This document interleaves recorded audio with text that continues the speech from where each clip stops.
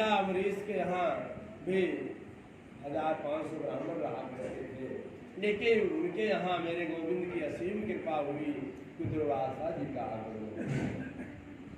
और जब ऋषिवर दुर्वासा जी आ गए, बड़े क्रोधी थे दुर्वासा जी। दुर्वासा जी ने राजन का परीक्षा लिया।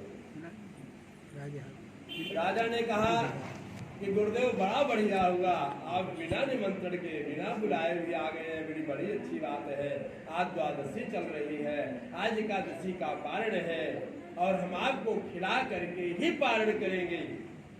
इतने में दुर्वासा जी नहा धो करके ध्यान मग्न हो गए गोविंद के, परीक्षा ले रहे थे और 12:12 पर द्वादशी लग रही थी। इसलिए उन्होंने 56 प्रकार का भोजन रानी बना करके रसोइया में रखने लगी कि गुरुदेव कब जाएंगे, जल्दी ध्यान टूटे भोग लगा है। इतने में 12:11 हो गया। इतने में जो राजन छटपटाने लगे कि अब क्या होगा, त्रयोदशी लगने वाली है। अपने गुरुजनों से पूछा, गुरुदेव हम क्या करें? कहें बढ़िया यही है, इच्छा गुरुदेव को कहें वो प्रसाद लेने के लिए, जब तक वो प्रसाद नहीं लेंगे आप लोग प्रसाद नहीं ले सकते। कहा फिर कहें भगवान का शालिग्राम का स्नान करवा करके चरणोदक ले लो। तो उन्होंने नहुआया। कैसे नहुआ रहे हैं? हरि ओम सहस्र शीरेखा पुरुषा सहस्राक्षा सहस्रपात शभौ में गौ सर्वत स्मृत्वात्यतिशतसांगुलम। शुक्ल यजुर्वेद में 2 अध्याय में ये पहला श्लोक आया। तो इसी मंत्र से मेरे गोविंद को स्नान करवाया और जैसे दाहिने हाथ में जल लिया, ओम केशवाय नमः कहने चले, तब भरे में दुर्वासा जी खड़े हो गए। अरे राजन सावधान हो जाओ, मैं भस्म कर दूंगा। क्रोधी ब्राह्मण मुझे बिना खिलाए हुए पारण कर रहे हो? कहा नहीं गुरुदेव, हम तो गोविंद का चरण ले रहे हैं, ना ये पारण में होगा तो जगह है। इतने में उन्होंने दुर्वासा जी क्रोधी थे, लेकिन उन्होंने परीक्षा लेने के लिए अपने एक जटा से एक बात उचारी, नीचे पटक दिया। कृत्या नाम की राक्षसी प्रकट हुई। उन्होंने कहा आदेश करो, कहा राजा को भस्म करो। अब इतने में मेरे गोविंद से रहाइश नहीं हुआ, क्योंकि हम भक्तन के भक्त हमारे, सुन अर्जुन प्रतिज्ञा मेरी, क्या व्रत करे नटाए। यही मेरी एक प्रतिज्ञा है कि मैं भक्त का हूँ और भक्त मेरा है। ये प्रतिज्ञा मेरी कभी टली नहीं। अब उधर लक्ष्मी जी भी कहे प्रभु अपने भक्त की रक्षा के लिए उन्होंने मनः नाम चक्रहा, मेरे गोविंद जब मन करते हैं कि मेरे अंगुली पर चक्र आ जावे तो चक्र आ जाता है। चक्र आ गया और फट से चक्र को अपने भक्त की रक्षा में छोड़। चक्र आया, कृत्या नाम राक्षसी का संहार कर दिया और संहार करने के बाद राजा को उनको दुर्वासा को खदेड़ लिया। दुर्वासा भागते भागते सप्तऋषियों के पास गए। सप्तऋषियों ने कहा भैया हम गोविंद के चक्र से आपकी रक्षा नहीं कर सकते, भागने लगे। और राजा एक पैर पर वही चरणों तक लिए खड़े हुए हैं और उनकी धर्म पत्नी जो है 56 प्रकार का भोग लगाए हुए रसोइया। और दुर्वासा जी भागते भागते जब सप्तऋषियों के पास गए, वहां सुनवाई नहीं हुई। ब्रह्मलोक गए, कहे त्राहि माम शरणं व्रतम। ब्रह्मा ने भी ना ही हाथ उठा दिया। मेरे घुसमेश्वर नाथ धाम कह गए, कहे प्रभु आप तो भोलेनाथ हैं, आप भी कर दीजिए। उन्होंने हाथ उठा दिया, किसी ने उनकी रक्षा ना की। मेरे गोविंद के पास गए, गोविंद से कहने भी लगे शरण गए प्रभु राखी हो सब अपराध विसार। प्रभु आपके शरण में जो भी आता है आप पीछे का नहीं देखते, लेकिन नहीं, उनको तो भक्तों को भी देखना है, क्योंकि हम अपने भक्तों के साथ रहते हैं। कैसे रहते हैं भाई?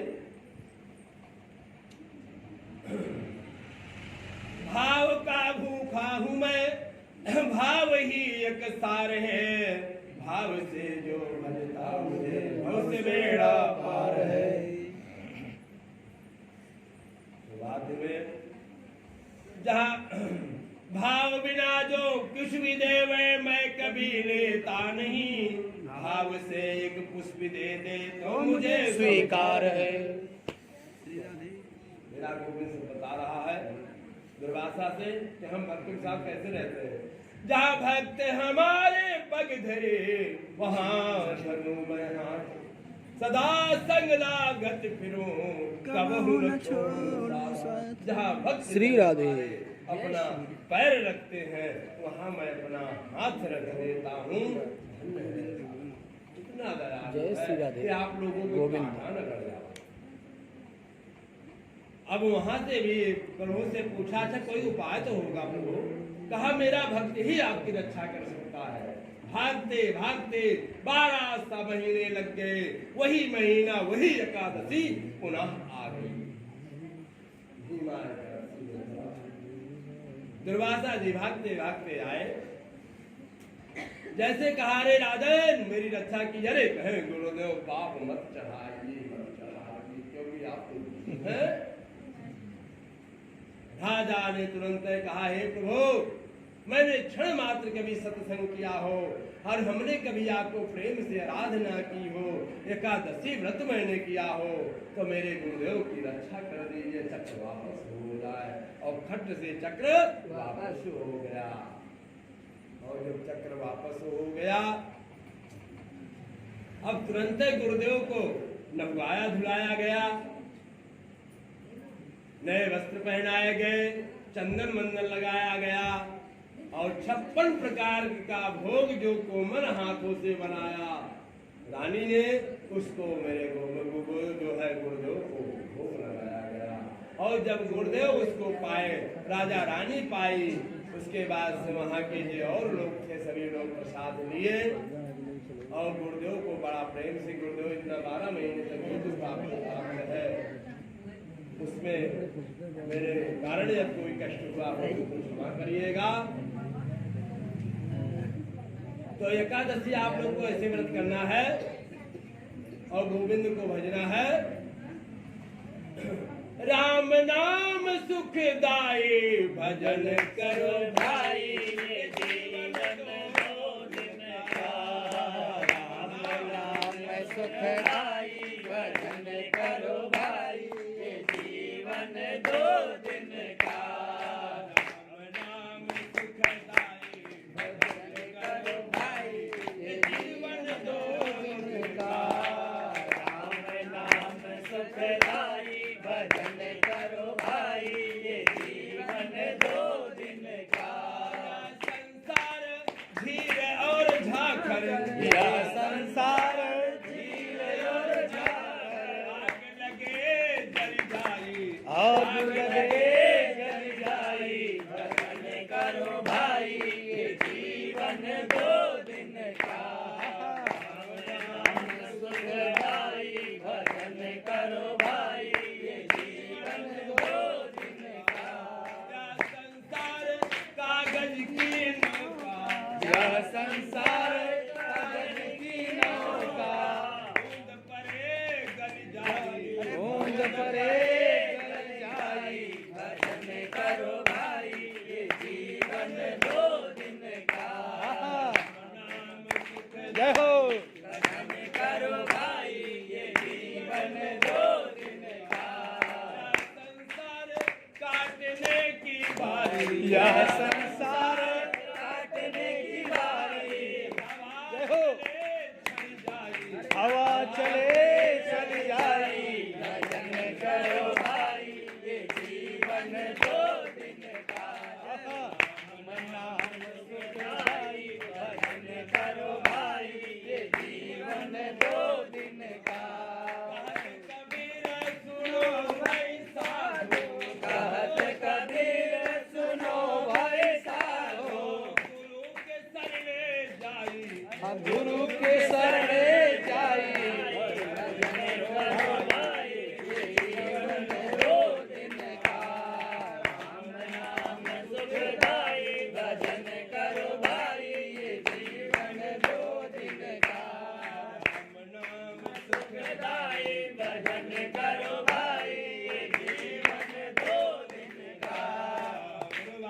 भगवान के जय हो।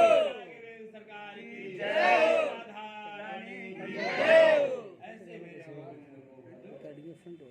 आज आप लोग भिन्न हैं, जो मेरे गोविंद में सम्मिलित हुए हैं। आप लोगों का करोड़ों जन्म के पूर्ण उदय हो गए। आज तब की आपको महिमा बता दें, तब से ब्रह्मा सृष्टि करते हैं, तब से विष्णु पालन करते हैं और तब से ही शिव संहार करते हैं। सौभर मुनि का नाम सुना होगा, बड़े तपस्वी ऋषि थे। एक दिन सौभर ऋषि सरोवर में स्नान करने गए, देखा तो एक मछली जानते हो, मत्स्य जानते हो ना, एक मछली जो है, मत्स्य और मछली दोनों प्रेम कर रहे थे। नहाते हुए देखा, कहा हम भी विवाह कर ले तो अच्छी बात है। सौभर मुनि के मन में आ गया, लेकिन सौभर मुनि बड़े तपस्वी थे, पूरी हड्डी गिन लो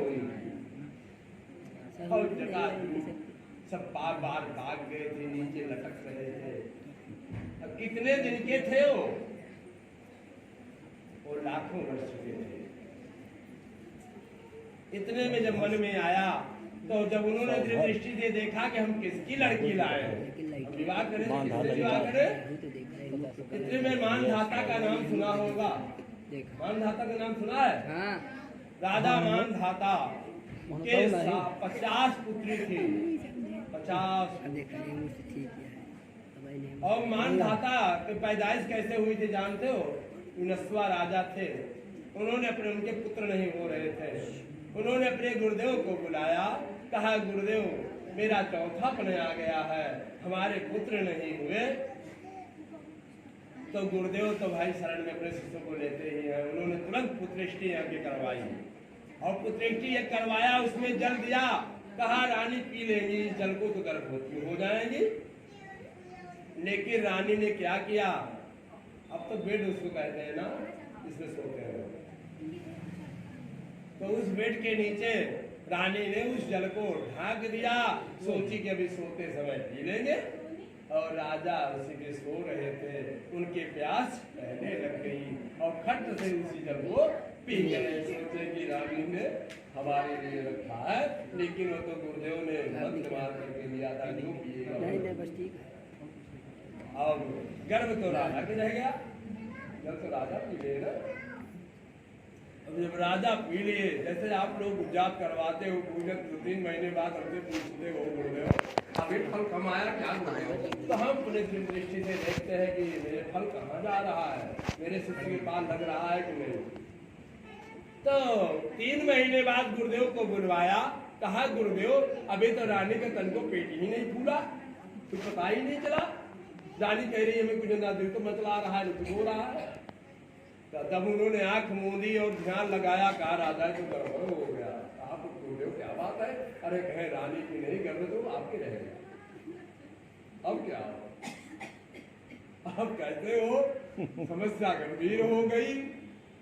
गुरुदेव कहें अब क्या किया जाए? एक उपाय है कि आपका जब बच्चा तैयार हो जाए पेट में, तो आपका ऑपरेशन कर दिया जाए, बच्चा निकाला जाए। जब 9 महीना 9 दिन हुआ तो 19वां राजा का पेट चीरा गया और बच्चा निकाला गया। अब बताइए दूध कहाँ से आए? पुरुष के दूध होगा क्या? तब वन में देवराजेंद्र को बुलाया गया। देवराजेंद्र अपने कलगुरी से मानधाता को दूध लाया करते थे, इसीलिए उनका नाम मानधाता। तो मानधाता राजा को पर डे दूध पिलाने देवराजेंद्र आया करते थे। मानधाता तैयार हुए और उनके 50 पुत्रियां थी और सौभर मुनि उनके द्वार पर पहुंच गए और पहरेदार जाकर के बताए, कहे राजन आज गुरुदेव का आगमन हो गया है। सौभर राजा कांपने लगे, मानधाता कांपने लगे, क्योंकि ब्राह्मण गुरुजन जल्दी जाते नहीं और गए हैं तो कुछ कारण होगा। गए, जा करके सौभर मुनि का पैर धोया फूल के थाली में और 3 बार आचमन किया, बैठाया, कहा गुरुदेव बताइए कैसे आगमन हो गया। कहा राजन आपके पास मैंने सुना है 50 पुत्री है। कहा हाँ गुरुदेव। कहा इसमें से एक पुत्री मुझे दे दो। अब राजा घबराने लगे, मैं गुरुदेव से ना ही कर दूंगा तो पूरा राजपाट भस्म कर देंगे, क्योंकि गुरु के पास पूरी समर्थ भी होती है। वो चाहे तो आपका बना सकते हैं, चाहे तो बिगाड़ भी सकते हैं। जो पैदा करने जानता है, लेने भी जानता है, जो बनाने भी जानता है, बिगाड़ने भी जानता है। अब वो तो देना नहीं चाहते, अंदर से देखा तो बूढ़े भाई हड्डी सब हड्डी दिखाई पड़ रही थी, और 16-16 साल की लड़कियां, और कहाँ वो 1 लाख वर्ष के। लेकिन कहे कैसे कि नहीं। कहा कि गुरुदेव जाइए, मेरी 50 पुत्रियों में जो पुत्री आपको वर्ण करेंगी हम उसको आपको प्रदान कर देंगे। राजा के मनोभाव को गुरुदेव समझ गए कि यही चाहते हैं।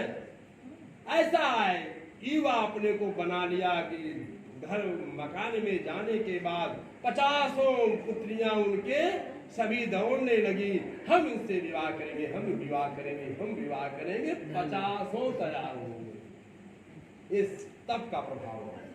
50 जाकर के अपने पिता से कहने लगी, पिताजी हम विवाह करेंगे। कहने तो एक ही मांगे रहे तो 50 चले जाओ। कहने जाओ 50 तैयार हो। अब राजा क्या करे, विवश होकर के 50 पुत्रियों का विवाह सौभर मुनि से करे।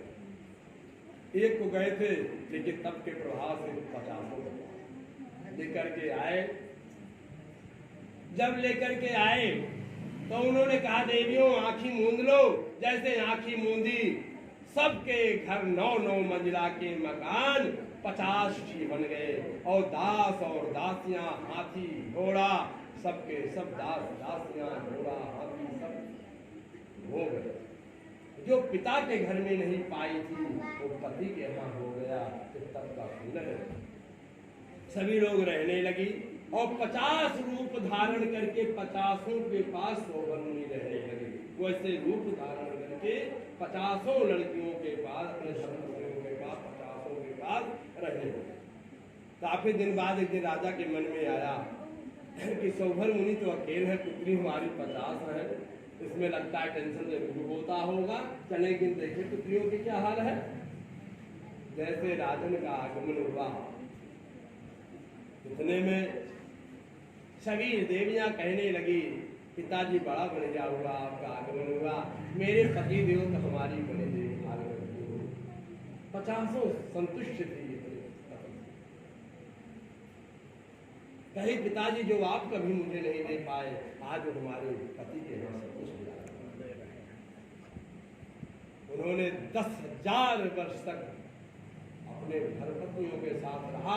एक दिन ऐसे उनको फिर याद आया मेरे कन्हैया का कि अरे प्रभु बड़ा गड़बड़ हो गया, मैंने इतना तब किया था, लेकिन मैंने तो भोग में लगाना शुरू कर दिया। फिर से वो अपने पत्नियों को, और सबके बच्चे भी हुए थे, कहा देवियों अब ये दरबार संभालो, मैं फिर संन्यास धारण करता हूँ। फिर जाकर के संन्यास धारण कर लिया। फिर मेरे गोविंद को भजने, देखिए आप लोग सोने में सब लगा देते हो, कैसे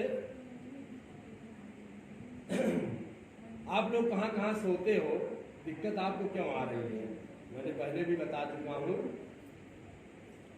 पेट में लेटे वे लेटे, मही जननी संग लेट के बाल कहावे, जान भये युति संग लेटे, और लेटत लेटत उमर गवाए। क्षीर समुद्र के लेटन हारे को, ध्यान कबहू चित में नहीं लाए। लेटत लेटत लेटी रहे, अब चितहूँ पर लेटन के दिन आए। आप लोग जिसके लिए आए हो उसको तो याद ही नहीं कर रहे हो। सबसे पहले आप माता के गर्भ में लेटे, उसके बाद आप जब बाहर निकले तो पृथ्वी, महिमा ने पृथ्वी पर लेटे, फिर माता के कोरे में लेटे। सभी लोग उनको बालक कहा करते थे। जब युवा हुए तो धर्म पत्नी आ गई, उसी में अपनी पूरी उम्र गंवा दी। फिर क्षीर समुद्र के लेटन हारे को, ध्यान कबहू चित में नहीं लाई। फिर आप लोग मेरे गोविंद का चित्त में ध्यान ही नहीं लाए, फिर क्या होता है? लेटत लेटत लेट रहे अब चित हूँ करने तन के दिन। अब तो चिता पर लेटने का समय आ गया है। लोग कहते हैं 60 साल बाद मर गए। 60 साल किसने देखा है? सुबह होगा कि नहीं, लिखा है ना, क्षण भंगुर जीवन की कलिका, कल प्रात को जान खिली न खिली, मलयाचल की सूती शीतल मंद सुगंध समीर चली न चली, कलिकाल कुठारी लिए फिरता तन नम्र चोट झिरे न झिरे, रटले हरि नाम यही रसना फिर अंत समय में हिली न हिली। देखिए भक्तों का मन हल्का लगता, कुछ कम लग रहा है, प्रसाद जल्दी चाहते हैं, मुखों पे पानी आ गया है, जो कथा कब बंद करेंगे? यदि मेरे कथा कह पढ़ाने पर भी आप लोग नहीं पढ़ पाओगे तो फेल निश्चित हो जाओगे, और फेल हो गए तो जीवन सब बेकार हो जाए। जैसे साल भर की पढ़ाई आपकी बेकार हो जाती, पुनः पढ़ना पड़ता है।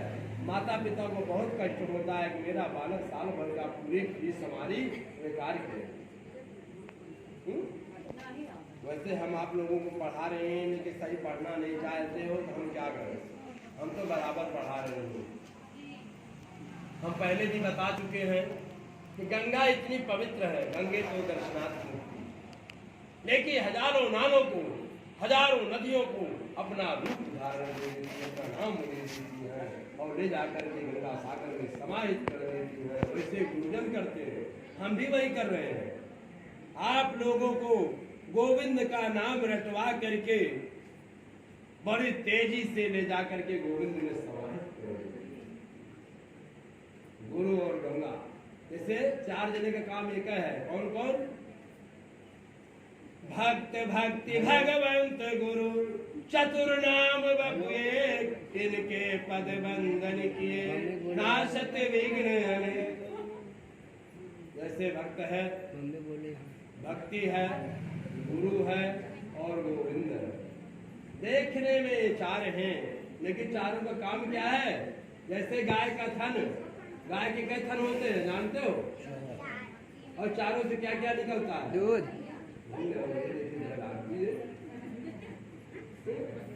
चारों से दूध निकला है, किसी में पानी किसी में दूध तो नहीं निकलता। जैसे चारों एक ही निकलता है, वैसे भक्ति और भक्त और गुरु और गोविंद में भी वही चारों चीजों दिखाई, चारों लेकिन चारों से निकलता प्रेम ही है।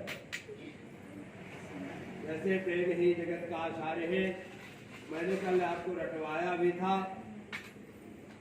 कि हरि मिलते हैं मन को लगाने से, लेकिन आप लोग मन नहीं लगाते। मन जहाँ होगा मेरा गोविंद वही होगा, यही प्रमाण है। मन आप बम्बई में ले जाके रख रहे हो तो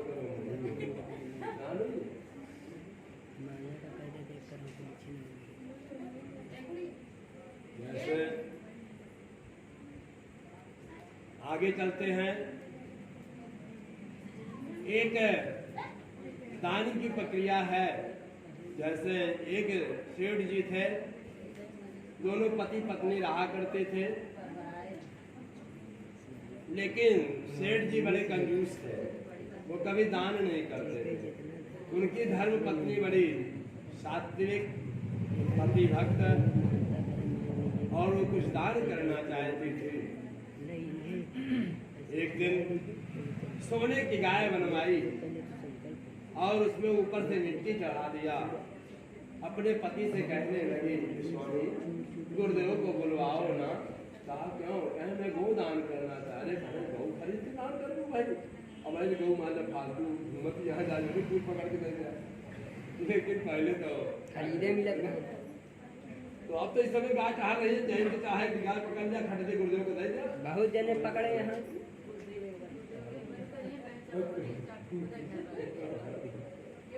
आज को दान लेना भी नहीं चाहते लोग, देना भी नहीं। अभी एक शिष्य हमारा जो है 25,000 की गाय ला करके दान किया। कहा गुरुदेव, अरे वो गाय दूसरी थी, बहुत बड़ी थी। हमने कहा भैया इसका चारा भूसा कौन करेगा? कहे गुरुदेव एक बात हम पहुंचा देंगे, लेकिन दोबारा हम कहे भाई दोबारा महाराज से नहीं कर पाए, लेकिन वो नहीं माना, गाड़ी किया बंद घर पहुंचा दिया। और 1 महीना महाराज ने कैसो देखा ना तो पानी सही पिला पाए ना, तो हम कहे भैया इसको हटा दो। फिर हमने कहा किसी को दे दो, कोई बड़ी गाय थी। बाद में उन्होंने एक दिन 10,000 का बेच दिया, गाया कहाँ हमको दे दो महाराज। महाराज कहता ठीक है 10,000 दे।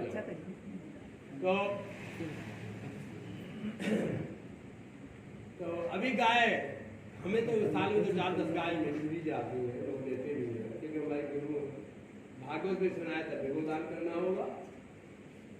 तो अपने शिष्यों को भी बांट देते, भैया ले जाओ जिसको ले जाना हो। तो सेठ जी ने कहा ठीक है, माटी की गाय बनाई हो तो दान कर सकती है, ये माटी में क्या लेगा, लेकिन अंदर सोना ऊपर सोना। गुरुदेव आ गए, संकल्प बोलने लगे गोदान का। चुप्पे से सेठाई ने काने में कह दिया, गुरुदेव ये गाय सोने की है और इसको बदेलों को खेलने मत देना, अंदर सोना है। गुरुदेव गाय को ले गए, रखे। कुछ दिन बाद 15 दिन बीता। सेठ जी 10 बजे रात से आया करते थे अपनी दुकान बंद करके। भाई जिसमें जिसकी दुकान होगी वो जानते हैं। अब कोरोना के काम में जल्दी बंद हो जा रहा था, पहले लेट बंद हो। सेठ जी आए, सेठ जी से कहने लगे कि स्वामी आप भी एक गाय दान कर दे। अच्छा था कहा, लेकिन जैसे आप दान करी थी हम अपने हाथ से मिट्टी की गाय बनाए, खट से उन्होंने 15 दिन में एक गाय मिट्टी की। कभी मुड़ी बनावे, कभी पीठ बनावे, कभी पैर बनावे। 15 दिन में उनका रंग छो करके कपड़ा सपड़ा पहना करके बिल्कुल फिट। अब कहा कि गुरुदेव को बुलाओ, और गुरुदेव भी नजदीक थे, गुरुसनाथ बहुत दूर भी गए, घर बुला लो नजदीक। इसीलिए गुरु ज्यादा दूर भी नहीं करना था, ये आना सकते। गुरुदेव को बुलाया गया, सेठ जी ने दान किया, लेकिन जो है सेठान कान में कह दी, गुरुदेव आपकी मिट्टी की गाय बालकों को दे देना, खेल रहे क्या करें, कुछ भेजें। और बालक लोग खेल गए, चलिए बात दोनों की मृत्यु हो गई। जब मृत्यु हो गई तो बैतरणी नदी आ गई। दोनों बैतरणी नदी के सामने जैसे खड़े हो गए, आ गई और दोनों अपनी जाने लगे। जा रही है, मझधार में जैसे पहुंचे तो मिट्टी क्या गिर जाएगी ना, पानी में गलेगी कि नहीं गलेगी, और गल गई। सेठ जी बूढ़ने लगे, अरे देवी मैं बूढ़ रहा हूँ। अरे कह नहीं मेरा आचर तो पकड़ लो, कहे आचर नहीं पकड़ पाओ, कहे ना पकड़ पाओ था, कहे तोरे घोड़े का उठा, कहे घोड़े का उठा पकड़ ले। और जब उनकी भी तो मिट्टी ऊपर से लगी थी ना, जब उनकी कहेगी मिट्टी गल गई तो सोना चमकता है बाद में, सोना चमकने लगा, देखा कि तो सोने की गाय है। उन्होंने कहा हाय सेठाइन, तुमने सोने का दान कर दिया, मेरा सोना दान कर दिया। और फिर डूबने लगे, हाथ छूट गया भाई को, मरने के साथ भी जान दो। तो वो डूबने लगे और सेठाइन पार कर गई। यदि आप लोग दान देने में यदि कहीं गड़बड़ी की तो यही हाल होगा। गोदान सबको करना चाहिए, गोदान सबको करना चाहिए। गोदान नहीं करोगे तो बैतरणी नदी नहीं पार कर पाओगे, सेठ के नहीं मिलेगा। और दूसरी आती है, एक सेठ थे, वो भी दान नहीं करते थे, उनकी धर्म पत्नी कही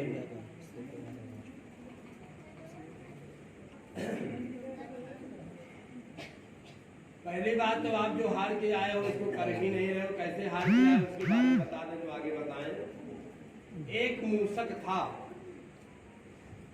मूसक जो है बाहर जैसे निकला तो एक बिल्ली मिली, बिल्ली ने खदेड़ लिया, मूसक तो खाती है ना, खदेड़ लिया तो एक ऋषिवर बैठे थे, ऋषि के कोरे में जा गई। कहने लगे, मूसक कहने लगा कि हे प्रभु हे ईश्वर, मुझे लगता है कि संसार में सबसे बड़ी बिल्ली होती है, हमें बिल्ली बना दो ना। ऋषिवर ने हाथ उठाया, बिल्ली बन गया। इतने में जब बाहर निकला, घूमने लगा तो कुत्ता लौट पड़ा। बिल्ली को कुत्ता देता है, कहा लगता है सबसे बड़ा कुत्ता होता है। फिर भाग करके आया ऋषि के कोरे में, कहा कि लगता है संसार में सबसे बड़ा कुत्ता होता है, मुझे कुत्ता बना दो ना। ऋषि ने हाथ उठाया और कुत्ता बन गया। अब कुत्ता घूमते घूमते कहाँ गया? जंगल में। और जंगल में एक शेर ने दहाड़ मारी, भगा बड़े पूछ उठा नीचे करके। कुत्तों में देखे ना, डरते हैं, क्या करते? पूछ नीचे हो जाए। वो कुत्ता भागने लगा, भाग भाग करके आया ऋषि के कोरे में, कहने लगा ऋषिवर, हमें शेर बना दो ना। और जैसे ऋषि ने शेर बनाया, वो ऋषि के पास ही कूद पड़ा, गिनी को खा डाला। और उन्होंने कहा पुनः मूस को भाव, फिर मूस हो गया। आप लोगों की वही हाल है। आपने 84 लाख योनियों में भोग करके मनुष्य बन पाए हो, यदि इसमें आपने गड़बड़ी कर दी तो पुनः मूस को भाव, फिर वही 84 लाख में चले जाओगे। तो आप लोगों ने जो ऐसा अवसर प्राप्त किए, सभी के ओठों में देखिए पानी आ गया है। और ऐसा ऐसा कुछ तो मोबाइल भी चल गए हैं, लोग उसमें व्यस्त भी रहते हैं, सोचते हैं कि गुरुदेव का कथा हम क्या सुने, हम इसी में सुने लेंगे। लेकिन मोबाइल का कोई प्रभाव नहीं पड़ेगा। मोबाइल में जो भी कथा सुन रहे हैं, कोई फल उसका नहीं है। ज्ञान तो कुछ ले सकते हो, लेकिन फल नहीं मिल सकता। फल तो जो अभी सामने हो वही भाई। मंत्र तो हम पूरा चिल्ला रहे हैं ना, लेकिन आप मंत्र ले नहीं सकते, वो आपको फलदायी नहीं होगा जब तक हम आपके कान में नहीं बोलेंगे। हम तो रोज ही मंत्र बता रहे हैं, हजारों मंत्र, लेकिन आपको फल देने वाला नहीं होगा। फल कब देगा? जब हम आपको प्रदान करेंगे। बड़ी अच्छी बात है। जो भोजन का नाम लेंगे उसके बाद कराएंगे। कल हम आपको ऐसी कथा सुनाएंगे कि जो 7 जन्मों के पाप तत्काल भस्म हो जाते हैं। हरे राम राम राम हरे हरे, हरे राम राम राम हरे हरे, हरे राम राम राम हरे राम, हरे राम राम हरे हरे, हरे राम राम हरे हरे, हरे राम राम हरे हरे,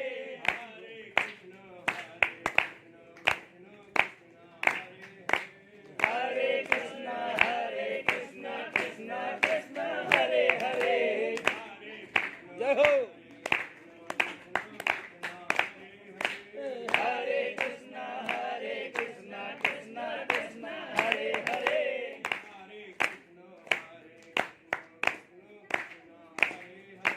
हरे कृष्ण हरे कृष्ण कृष्ण कृष्ण हरे हरे,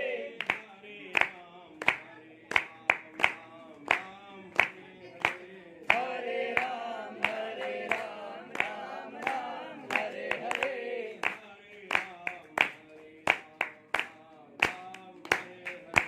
हरे राम हरे राम राम राम हरे हरे,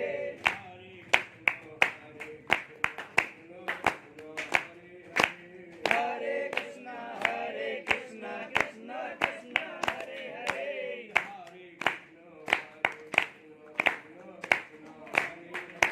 हरे कृष्ण कृष्ण कृष्ण हरे हरे।